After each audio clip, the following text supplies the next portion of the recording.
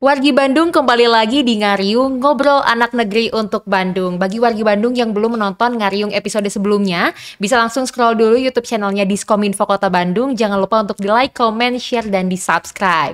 Nah, seperti biasa nih tentunya di Ngariung akan menghadirkan narasumber-narasumber yang akan membagikan informasi-informasi menarik di Kota Bandung. Dan kali ini, Teh Adel sudah bersama dengan salah satu yayasan yang ada di Kota Bandung bersama dengan ketua umumnya langsung. Ini yayasan merupakan Yayasan Anugerah Insan Residivis Kota Bandung. Langsung aja kita sapa narasumber kita pada sore hari ini.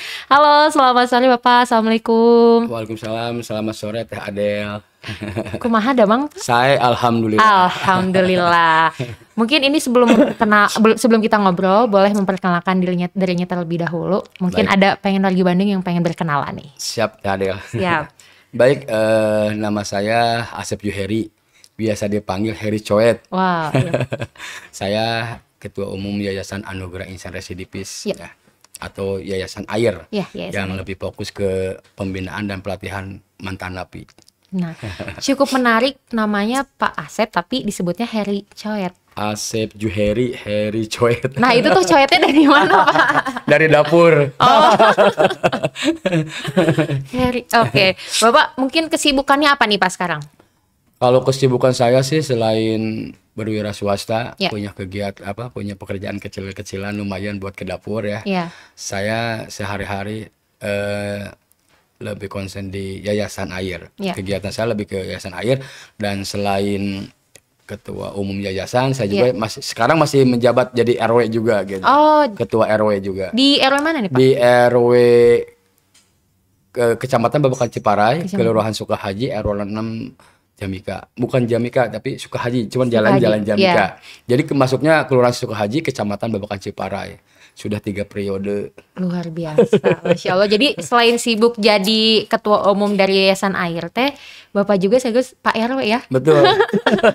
Jadi kalau misalkan ini ada warga Sukahaji yang lagi nonton, ini Pak RW-nya dipinjem dulu ya.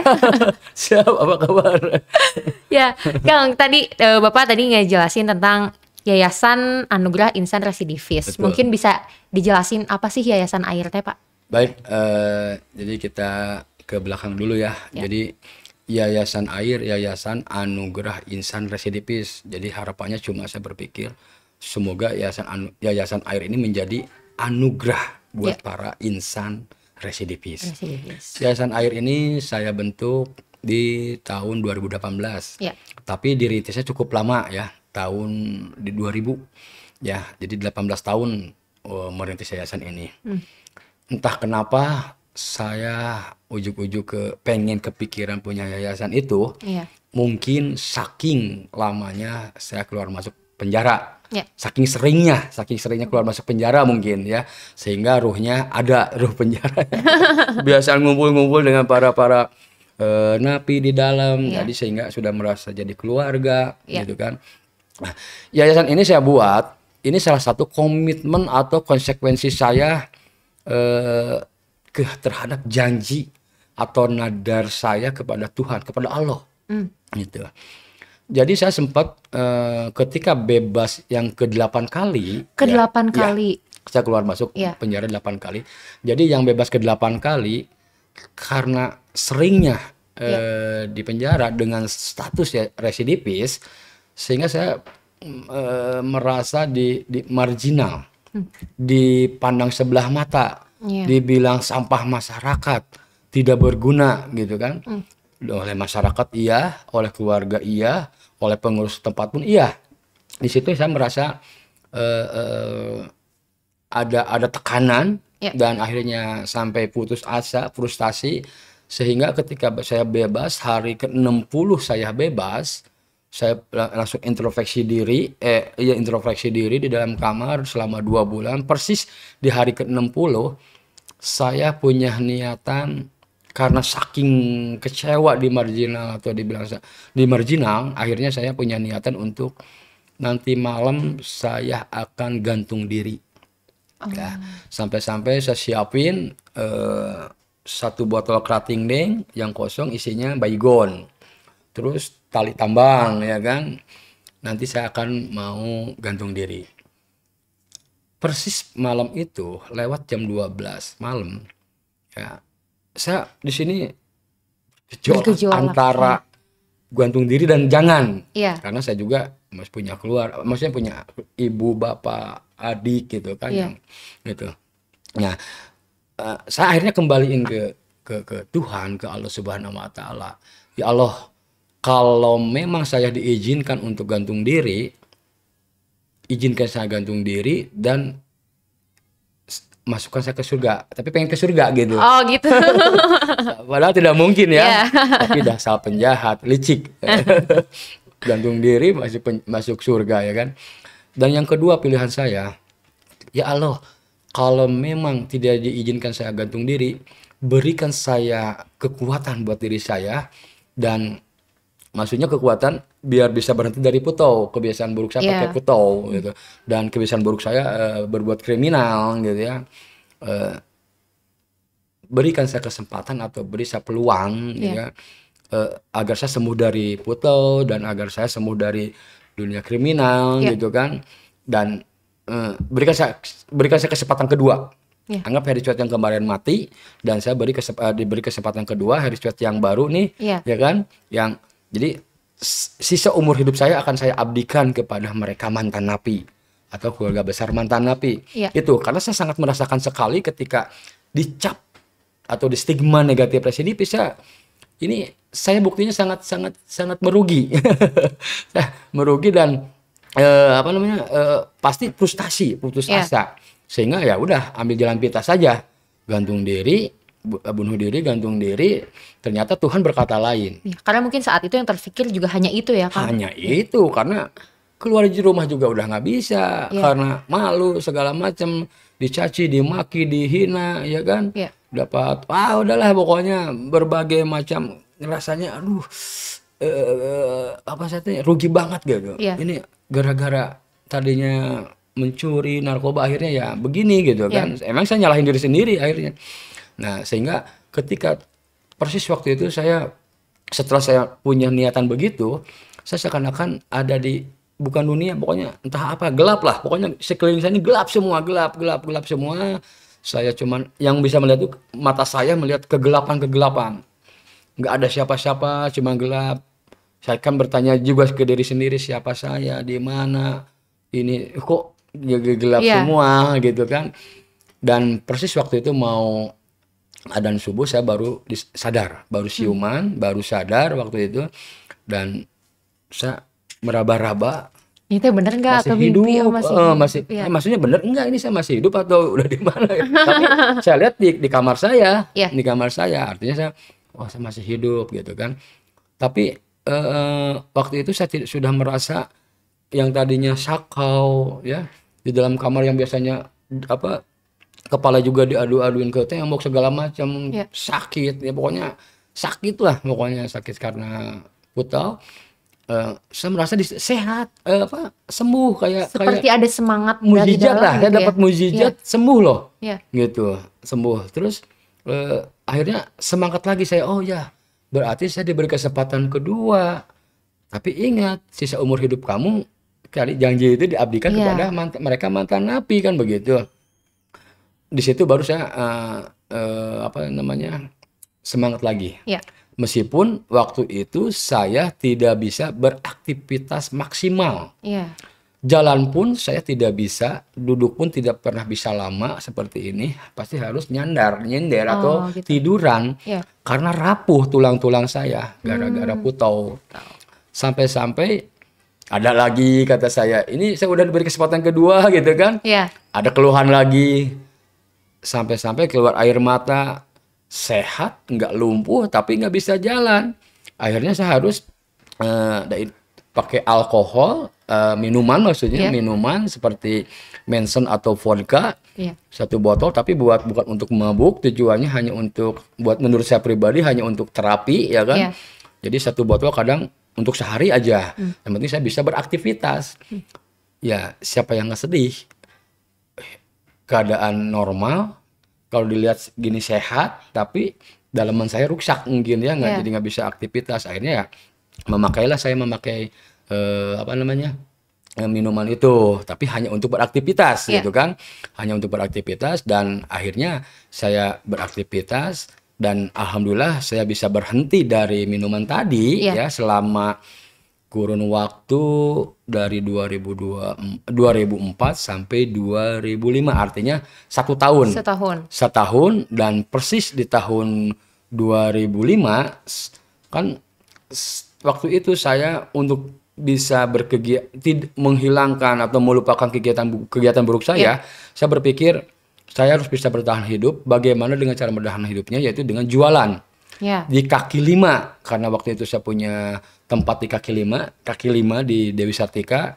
Bapak saya almarhum dan juga adik saya di sana. Ya. Akhirnya saya juga ngikut jualan di sana. Saya buka satu lapak jualan hanya untuk berusaha mendapatkan 1 bungkus rokok dan 1 botol minuman. Ya. Karena untuk bertahan hidup tadi gitu kan.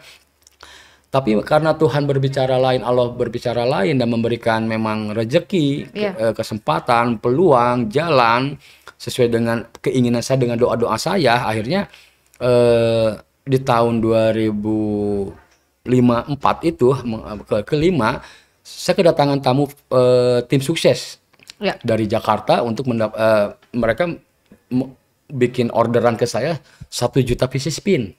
Waktu itu bros spin ya untuk Pilpres waktu itu zaman Wiranto Wahid, Mega Hasyim, terus SBY JK ya kan 2004. Nah, orang datang bawa duit, bawa orderan. Saya masih curiga. Karena saya sudah berjanji tidak akan masuk lagi ke dalam penjara, amit-amit gitu kalau begitu.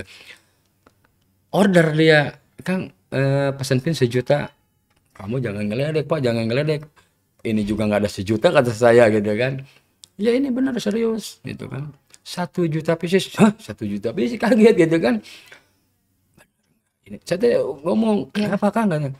Jangan-jangan Bapak menjebak saya kan udah nggak mau. Enggak, ini benar. Baru dia ngeluarin uang DP, baru dia ngeluarin kwitansi, ngeluarin CD, sampel. Oh benar ya. Oh berarti ini doa-doa saya dikabul, pemikiran saya begitu. Ini kesempatan dari Tuhan. Ketika saat itu Bapak merasa nggak kehilangan arah, nggak ada tujuan, tapi Bapak memanjatkan doa, akhirnya terjawab. Aduh merinding nih saya juga. Ya, terjawab sampai begitu saya dapat tanda tangan, dapat DP 200 juta. Akhirnya yang botol minuman ada di kantong biasa, taruh sekantong, saya pecahin lagi, saya pecahin sambil ngegaris tanah lagi. Gurat tanah deui ya, gurat tanah deui. Geus, eureun urang dina alkohol, urang ngesehat gitu, urang cager gitu. Gara-gara uang tuh 200 juta, jadi sembuh. Dapat orderan. Akhirnya saya kerja 1 bulan penuh. Dengan 60 karyawan yang kerja ikut bantu saya, itu mantan-mantan napi semua, bikin pin. Jadi ya alhamdulillah saya ingat dengan nadar saya. Ketika saya punya nadar tadi kepada Allah, kepada Tuhan, dengan mengabdikan sisa umur saya mengabdikan kepada mereka mantan napi. Nah terjadilah kalau saya sendiri nggak mungkin, saya harus bentuk yayasan atau keluarga besar atau apa saja yang jelas untuk agar saya konsisten dengan janji saya tadi gitu kan. Dengan konsisten dengan janji saya dan komitmen supaya saya tidak dimatiin gitu. Kalau saya melanggar, udah dikasih kesempatan kedua. Itulah tadi kenapa saya yayasan itu bentuk komitmen atau konsistensi saya kepada Tuhan, kepada Allah. Luar biasa. Jadi memang Yayasan Air ini dibentuk dengan sepenuh jiwa raga dari Kang Heri sendiri ya. Soalnya kan memang yang tadi ceritanya memang bikin merinding banget. Harapan itu milik semua insan ya Kang ya, tidak dipetak-petakan karena Tuhan memberikan anugerah sama semua insan ketika kitanya mau berubah dan serius mah memang. Saya sempat bukan komplain kepada Tuhan. Kalau Tuhan orang lain masih bisa bertahan hidup, terus dia tidak berbuat kejahatan, tidak narkoba, kenapa saya tidak, kan gitu. Komplain, seakan-akan komplain saya lah gitu. Dan saya sudah umur 30 tahun, orang lainnya sudah nikah, sudah berkeluarga, punya anak, yang gitu ya. Saya itu komplain terus, akhirnya dijawab. Alhamdulillah diijabah. Diijabah. Memang harus kitanya yakin juga ya Kang ya. Kitanya juga betul. Nah tadi kan awal mulanya juga dari ada orderan itu, akhirnya memutuskan untuk butuh keluarga sebagai bentuk komitmen juga. Kalau misalkan untuk dari kegiatannya sendiri nih dari Yayasan Air itu kegiatannya apa aja sih? Kalau kegiatan di Yayasan Air itu Ya. yang jelas fokus ke pembinaan dan ke pelatihan mantan napi, Ya. ya, mantan napi. Jadi sebisa mungkin saya di sana membentuk satu kegiatan yang sudah terbiasa saya lakukan seperti sesuai dengan jualan-jualan saya waktu itu Ya. di Dewi Sartika, jualan pin, casing HP, poster, kalender, dan stiker. Ya. Akhirnya saya bikin satu tempat untuk sablon stiker, akhirnya sekarang jadi sablon kaos gitu kan. Iya. Ada tempat menjahitnya gitu. Ya lebih ke membuat merchandise dan aksesoris gitu Iya. kan. Karena seperti pin itu satu kecil tapi waktu itu Iya. bisa dijadiin dari awal sampai akhir itu sama 6 orang. Oh. Finishingnya Iya. itu waktu artinya kalau saya bikin banyak berapa banyak yang bisa saya berdayakan kan Iya. begitu ya. Betul. Gitu. Jadi memang ketika kita juga melibatkan banyak orang, di situ Betul. juga memang rezekinya dititipin buat banyak orang juga ya, Pak. Betul, ya? masih memang recehan uangnya keuntungan, tapi kalau hitungannya banyak kayak kemarin Iya. 1 juta pieces keuntungan saya kalau jual satuan dulu Iya. ya di Dewi Sartika di kaki 5, Iya. saya jual 1.000 rupiah. Kalau belinya saya 400, artinya 600 rupiah saya dapat keuntungan. Tapi kan yang namanya jualan di kaki 5 kadang laku kadang enggak kan begitu. Ketika saya mendapat orderan 1 juta pieces yang banyak itu, saya ngejual 600 rupiah. Iya. Ya karena partai masih Iya. banyak ordernya Iya. banyak. Sementara modal saya beli satunya 400 rupiah untuk produksi itu. Iya. Artinya keuntungan saya 200 rupiah. Tapi Dikali 1 dikalikan, juta, iya. ya kan? Berarti 200 juta. Iya. Kata saya kurang lebih 10 tahun lah di penjara 8 kali. Cuman cuman dapat uang tuh paling 5 juta, 6 juta, 7 juta, paling besar 25 juta Iya. ya. Nah itu pun habis-habis terus. Iya. tidak ada manfaatnya. Iya. Ini kerja 1 bulan dapat uang 200 juta, mending gawe bener, mending hirup Betul, bener. betul. Alhamdulillah. Jadi mungkin itu juga salah satu titik balik ya, Kang, Titik saat balik. itu. Iya. Betul. Oke. Nah, untuk sampai dengan saat ini nih, Yayasan Air anggotanya tuh udah ada berapa sih? Dan kantornya, kalaupun ada kantornya di mana nih? Nah, gini. Kemarin jadi selama saya sudah berpindah-pindah. Iya. Sempat di Jalan Sunda, sempat di Jalan Jakarta, sempat di depan Lapas Bancai ya, sempat di Jamika di belakang rumah saya sendiri. Akhirnya saya audiens gitu ke pemerintah daerah provinsi meminta fasilitas dan akhirnya difasilitasi oleh Dinas Sosial Provinsi Jabar. Ya. Saya ada kantor atau sekretariat di Jalan Caringin ya, di Jalan Caringin Kota Bandung, dan ada izin pakainya 5 tahun ya. Nah, jadi beralamat sekarang di Jalan Caringin, tapi untuk kantor surat masih tetap di alamat awal di rumah saya di Jalan Jamika, di jalan terusan Jamika ya, di Jalan Terusan Jamika. Nah, itu ketika kemarin COVID lama 2 tahun tidak bisa melanjutkan sewa rumah atau tempat untuk yayasan. Alhamdulillah saya diberi kemudahan oleh Tuhan. Iya, lagi-lagi ya. Lagi-lagi lewatnya anugerah lewatnya Dinas Sosial Provinsi Jabar, dan sampai sekarang saya menempati di Jalan Caringin. Jalan Caringin. Betul, Kalau Bapak untuk Ciparai. anggotanya sendiri tadi? Kalau ada berapa? anggota kurang lebih yang sudah masuk database itu kurang lebih di Kota Bandung ada 500 orang. Ya. 500 orang. Tapi sebetulnya banyak banget. Ya, kenapa bisa bilang banyak banget? Cuman kadang mereka tuh merasa mungkin sungkan atau segan karena memang mungkin mereka masih punya 2 pilihan. Iya. Masih di jalanan separuh atau masih kebiasaan. Karena ada salah satu aturan di saya, kalau memang di yayasan itu harus clear, harus bersih. Kalau belum kenyang ya silakan kalian main di jalan dulu sampai kenyang, sampai kalian tidak mampu, sampai kalian tidak berdaya boleh gabung di yayasan. Kalau yang tertulis saja 500, tapi sebetulnya banyak sekali. Karena saya juga bukan meyakini, maksudnya saya percaya kalau mantan napi di Kota Bandung ini begitu banyak. Ya. Ini karena memang ceritanya sangat menginspirasi sekali, terus juga Siap. membuat ataupun mendirikan yayasan juga sepenuh jiwa gitu ya. Ada juga kepentingan-kepentingan orang banyak di dalamnya ya Kang ya. Betul, betul. Alhamdulillah kemarin juga sempat diundang ke Thailand. Oh ya, betul. Nah, itu mungkin bisa diceritain juga nih, karena di Thailand itu juga membahas tentang latar belakang dari Yayasan Air dan juga Akang sendiri ya. Boleh diceritakan mungkin? Boleh. Kebetulan saya sudah dengan Bapas Bandung sudah bermitra Ya. Balai Pemasyarakatan ya.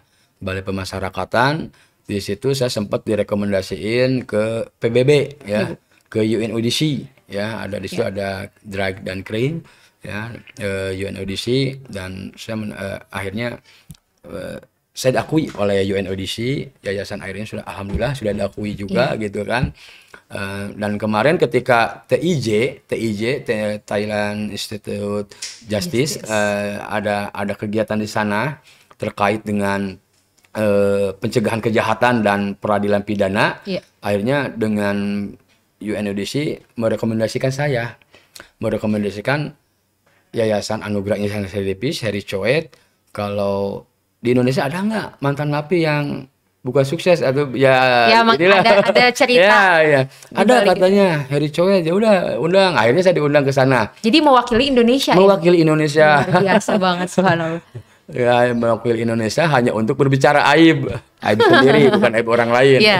Nah, di sana saya akhirnya kemarin berangkat tanggal 2. Ini ya maksudnya dengan senang hati ya, meskipun dengan senang hati, tapi kadang saya juga ada satu kekurangan, saya tidak bisa berbahasa Inggris dan tidak berbahasa Thailand. Jadi akhirnya saya berangkat ke sana tanggal 22, dan kemarin tanggal 25 saya pulang. Saya pulang karena acara tuh hanya di tanggal 24 saja. Acara di tanggal 24, dan akhirnya saya pergi ke sana, dan di tanggal 24 kita konferensi tingkat ASEAN dengan TIJ. Di situ semuanya ada 5 narasumber ya, ada 5 narasumber masing-masing, dan semuanya mantan-mantan napi di Indonesia. Saya mantan napi mewakilinya.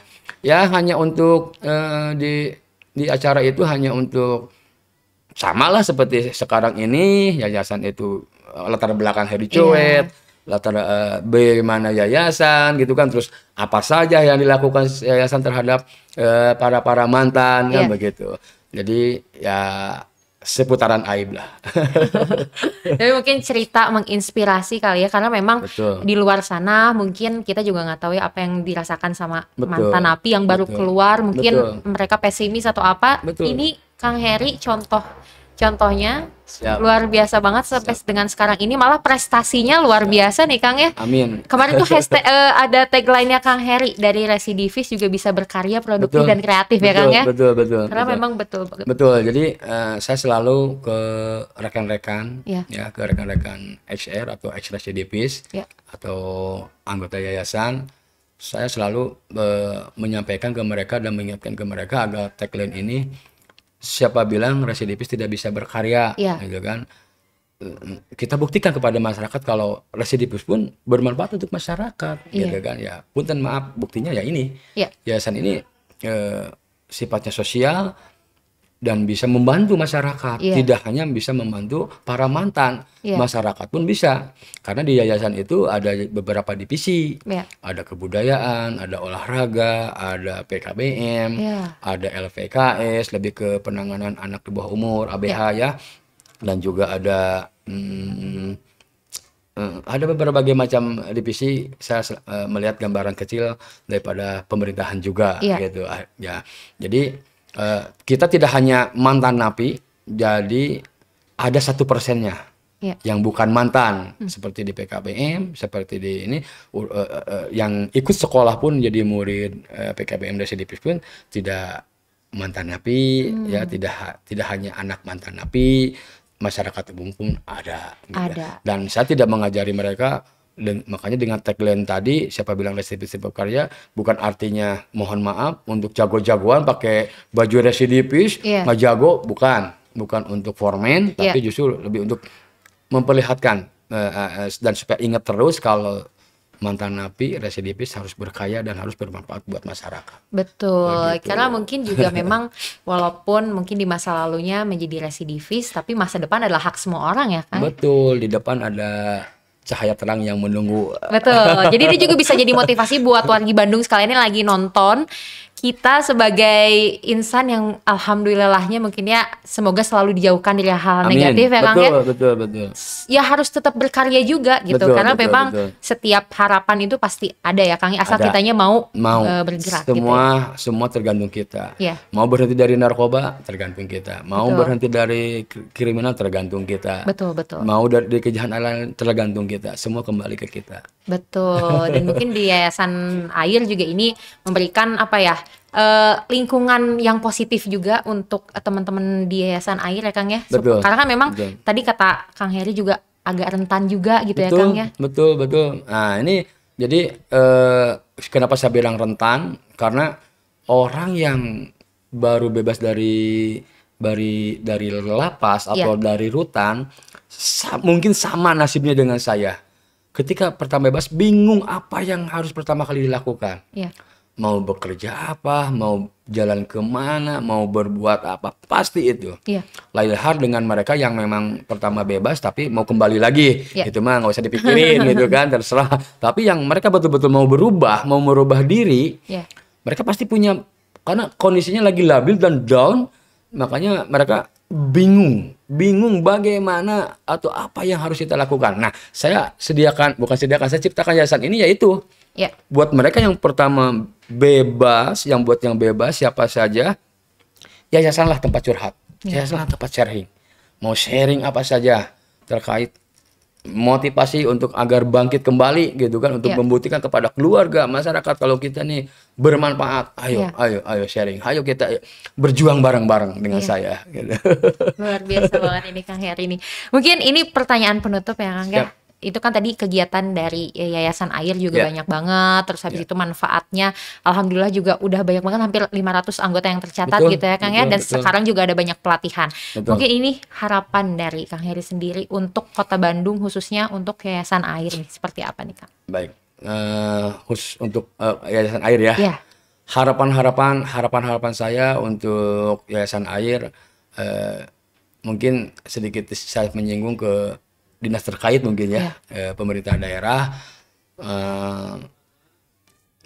Saya berharap pemerintah daerah atau dinas terkait bisa mengakui ya, dan bisa merangkul kami mantan napi. Karena kalau tidak diakui dan tidak dirangkul, saya yakin mereka pasti mengulang kembali ya. Nah, dan ketika misalkan saya bertanya kepada dinas terkait ya, apakah mantan napi atau mantan residivis punya hak dan kewajiban? Tidak. Kalau memang punya hak di situ, oke, kewajibannya akan saya penuhi, akan saya tutupi gitu. Jadi saya berharap ya, terutama mungkin punten maaf Dinas Sosial Kota Bandung ya, yang saya tahu di situ kan mau dinas sosial apa, mau Bandung maupun provinsi atau dinas terkait lah mungkin ya, dinas terkait, kalau memang ada kewajiban tadi, kalau memang ada anggaran, tolong sampaikan kepada kami ya. Dan saya sempat beberapa kali, bahkan besok lusa kalau tidak saya awal bulan September ini, saya bekerja sama dengan Basnas Kota Bandung, untuk pelatihan untuk 30 mantan napi. Yeah. Di situ ada pelatihan mengemudi, komputer, servis AC, ada menjahit, ada sablon ya. Jadi alhamdulillah lah Basnas Kota Bandung telah bermitra dengan kami Yayasan Anugerah Insan Residivis ya. Mereka peduli ya terhadap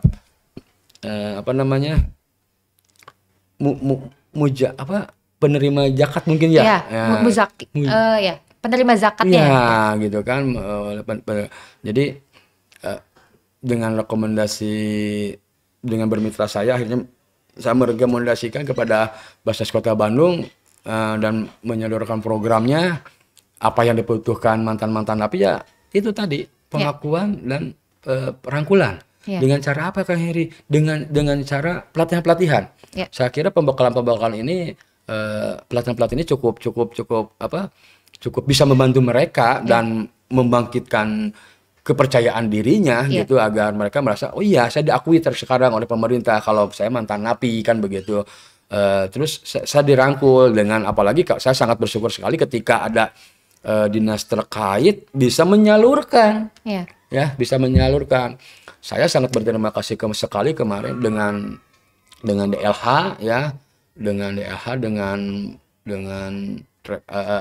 ya mungkin di ACC juga tuh rekomendasi juga dengan Pak Wali Kota, Pak Wali Kota sekarang Pak Yana ada 30 mantan napi yang kerja di TPS, tempat pembuangan sampah. Ya kan, mereka hanya untuk menjaga, mengawasi dan mengedukasi masyarakat terkait dengan sampah pemilihan sampah. Pemilihan sampah, residu dan organik dan non organik kan. Alhamdulillah. Jadi ya sekarang karena mantan napi di Kota Bandung banyak banget, bukan 30 orang gitu kan, banyak yang membutuhkan. Tapi alhamdulillah semuanya itu ingin berubah ya. Artinya mereka semangat ingin berubah gitu. Karena saya pernah dengar dari teman, perubahan itu sakit. Tapi akan lebih sakit lagi kalau tidak berubah. Betul. Ya itu makanya. Betul. Sampai iraha orang jahat gitu kan, sampai tua kan. Nah itu, tapi ketika mereka ada kesempatan, kita ngasih kesempatan, saya yakin mereka pasti berubah dan pasti mereka bersujud syukur ketika mendapatkan sesuatu itu. Yakin. Kebayang. Misal 500 mantan napi yang ada di yayasan atau yang di luar yayasan, ketika mendapat bantuan, apalagi pelatihan atau bantuan atau bisa disalurkan 500 orang misal ini harapan saya, kebayang 500 orang ini sujud syukur, Kota Bandung pasti berseri, Tuhan pasti Bandung bakal gemari pahala aja, benar-benar kan, doa 500 orang loh, doa yang teraniaya loh, yang memang membutuhkan. Mudah-mudahan dinas terkait hanya harapan saya begitu. Amin. Alhamdulillah. Bismillah ya Kang ya, semoga niat baik kita juga disambut dengan baik. Insya Allah. Mudah-mudahan amin. Siap, hatur nuhun pisan Kang Heri udah mau menyempatkan waktunya datang ke Ngariung. Semoga ini cerita dari Kang Heri ini bisa menginspirasi wargi Bandung di luar sana. Mungkin juga ada yang nonton dari mantan napi ataupun residivis di luar sana. Kalau misalkan butuh rangkulan ataupun teman untuk curhat ataupun ingin bergabung, bisa banget ya Kang ya? Bisa. 24 jam terbuka. 24 jam terbuka. Ya, kita di yayasan ini seperti miniatur penjara saja. Suku, ras, agama ada. Jadi untuk siapapun yang memang ingin berubah dan memang ingin bergabung sama Yayasan Air, 24 jam terbuka 24 jam, mau pasal apa saja, tidak dibatasi. Pasal ini tidak boleh, pasal ini pasal apa saja. Siap. Sekali lagi hatur nuhun. Perkara kejahatan apa saja. Siap. Hatur nuhun sekali lagi Kang Heri udah menyempatkan waktunya. Semoga sehat Bandung. Amin. Semoga sehat terus dan semoga semakin sukses Yayasan Airnya. Amin. Mudah-mudahan residivis ini bisa betul-betul diperhitungkan oleh maupun perusahaan swasta atau pemerintah daerah. Dan sekali lagi Heri Cuet sedang melawan stigma negatif, jadi mohon maaf jangan pernah menstigma negatif residivis. Baik. Ya mungkin wargi Bandung itu tadi perbincangan Teh Adel sama Kang Heri Coet selaku Ketua Umum dari Yayasan Air. Sekali lagi mungkin harapan itu ada, nyata adanya. Masa lalu itu bisa kita tinggalkan dan masa depan itu milik semua insan. Jadi buat wargi Bandung yang mungkin sekarang sedang kehilangan harapan, jangan bersedih, jangan berkecil hati. Karena ketika kitanya bersungguh-sungguh dan kita bersemangat, insya Allah Tuhan akan kasih jalan. Amin, betul. Sekian Ngariung episode kali ini. Jangan lupa untuk terus saksikan Ngariung episode selanjutnya. Dan yang belum nonton bisa langsung scroll dulu YouTube channelnya Diskominfo Kota Bandung. Jangan lupa untuk di like, komen, subscribe, dan di share sebanyak-banyaknya. Sampai jumpa di Ngariung episode selanjutnya.